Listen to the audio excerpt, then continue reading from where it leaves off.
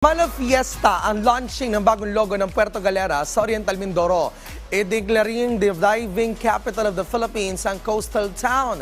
May report si Rod Lagusad, Rise and Shine, Rod.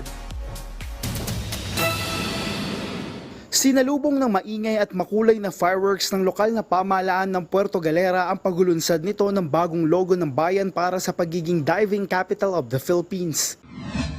Kasama sa logo ang mapa ng bayan at ang Verde Island Passage na itinuturing na Center of Marine Biodiversity. Matapos ito ay sinundan ito ng after party ng mga residente ng bayan. Mula sa magandang beach na meron ng Puerto Galera, gusto ring makilala ang bayan sa maraming diving spots nito na dinadayo, maging ng mga dayuhang turista dahil sa mayamang marine biodiversity sa lugar. Una na nagpasa ng resolusyon ang sangguniang bayan kaugnay nito. Why are we claiming it as the diving capital of the Philippines? One is our proximity to the Verde Island Passage. Alam naman natin ang Verde Island Passage was declared as the centers of marine biodiversity and also part of the Coral Triangle. Once and for all, the world should know na Puerto Galera is really the diving destination, the diving capital of the Philippines. Nasa 20 minuto lang ang layo ng Verde Island mula sa Puerto Galera at aabot sa higit 4 na po ang magkakalapit na diving spot. Bentahe rin na malapit lang ito sa Maynila.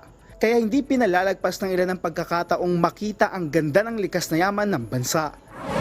I'm living in Hong Kong and here it is the nearest famous diving spot for me. Last year I visited also the Red Sea and in Indonesia, Bali. But this year, in Philippines, the first time in Philippines, but I think Philippines diving spots are also the best in the world. Bahagi naman ng pangangalaga sa kalikasan ang mapanatiling malinis ito, kaya may isinagawang clean up sa lugar. We've been doing this since 2016 when I was still the barangay captain ng barangay na to. And every year natutuwa naman ako na pakonti ng pakonti ang aming nakukuhang basura. Actually, ilang sako lang yung unlike previously siguro mga 5 years ago, talagang bulk yung nakukuha namin.